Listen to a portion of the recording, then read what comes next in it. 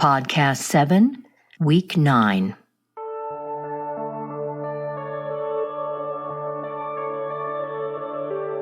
Welcome to the podcast, Your Pregnancy Week by Week. This podcast covers the 40 weeks of pregnancy in 38 segments and is based on the book Your Pregnancy Week by Week by Dr. Glade Curtis, MD, and me, Judith Schuler, MS. The information in our books and podcasts is a general informative guide about pregnancy. None of the information we provide is intended to replace, countermand, or conflict with the advice given to you by your own doctor. Always follow his or her advice. Use the information you learn here as a starting place in your dialogue to help you put your pregnancy concerns, questions, or interests into words. The goal of every pregnancy is a healthy mom and a healthy baby. To that end, our podcasts cover many topics. In each weekly podcast, we'll highlight information contained in the same weekly discussion in our book. We suggest you read each weekly chapter to learn further information, such as how baby is growing and changing, and how you're growing and changing too.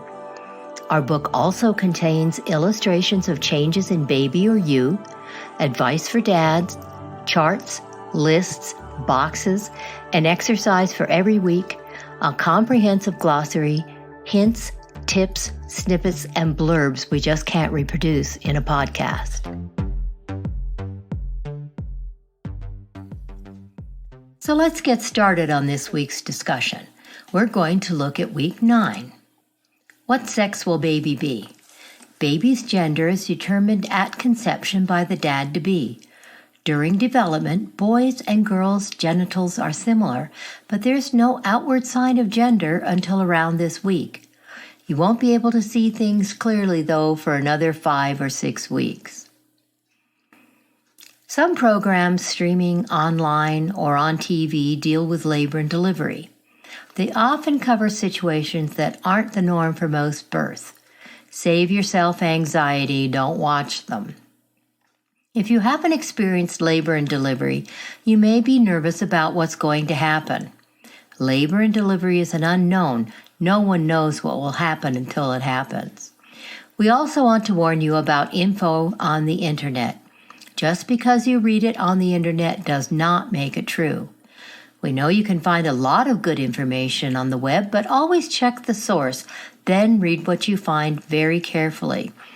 Do not change anything your doctor has told you. If you have questions, print out what you find and take it with you to a prenatal visit to discuss with your doctor. If you question or disagree with your doctor's advice, ask for a second opinion. Fresh fruits and vegetables are great during pregnancy. You need some every day. They're wonderful sources of vitamins, minerals, and fiber. There are lots to choose from, and they're good for you for many reasons. One of the most important nutrients you'll get in many fruits and vegetables is vitamin C. It's really important during pregnancy for you and baby, so be sure to get enough.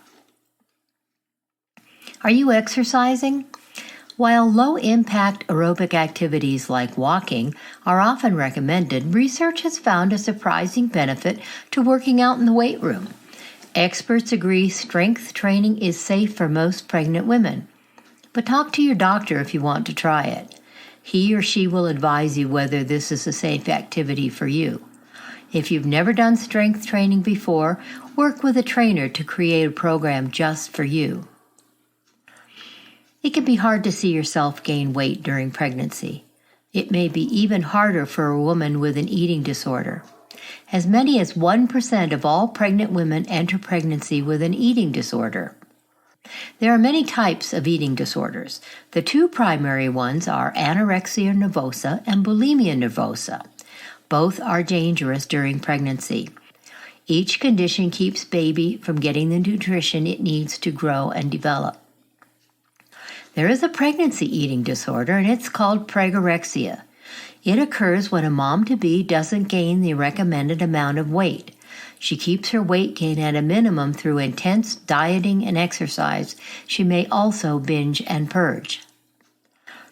Another eating disorder is binge eating disorder, which is defined as a period of excessive indulgence in eating or drinking. The person overeating doesn't purge or exercise excessively after overeating, like with bulimia. Yet another eating disorder is orthorexia. It describes a person who is so fixated on healthy eating, he or she may actually harm themselves. The person may try to maintain a perfect diet by avoiding any ingredient regarded as unhealthy. A rare eating disorder is called diabulimia. Some diabetics inject less insulin than they need in an effort to lose weight. This is very dangerous and a very unsafe practice. If you have any type of eating disorder, talk with your doctor. If you continue during pregnancy, you're putting you and baby at great risk. Having a baby costs money. From prenatal care to baby's birth, the average cost today in the United States is around $21,000. Most of this cost is usually covered by insurance. An epidural or cesarean delivery may add to your bill. Your healthcare provider's bill is usually separate, so that's an additional cost. Another cost is the pediatrician who examines baby and sees him or her in the hospital each day. If you're going to have twins, triplets, or more, it's going to cost a lot more than for one baby. When the number of babies goes up, so do the costs. For twins, the average cost is a little over $100,000. That cost can go up if either or both of the babies have problems or have to stay in the NICU.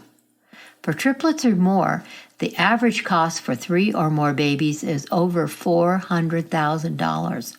These costs can rise if babies have serious problems or need to stay in the hospital.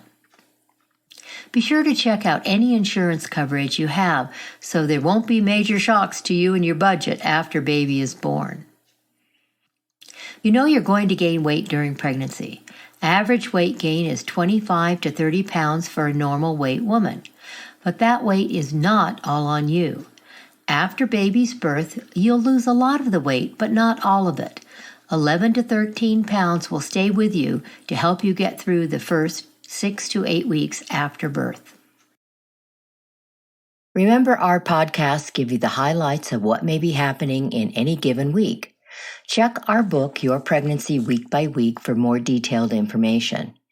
You may also want to check out our book for partners, Your Pregnancy for the Father-to-Be. It covers pregnancy from a man's point of view and provides lots of valuable information a man may find very useful. If you want to find out more about our podcast, visit our website, yourpregnancyweekbyweek.com.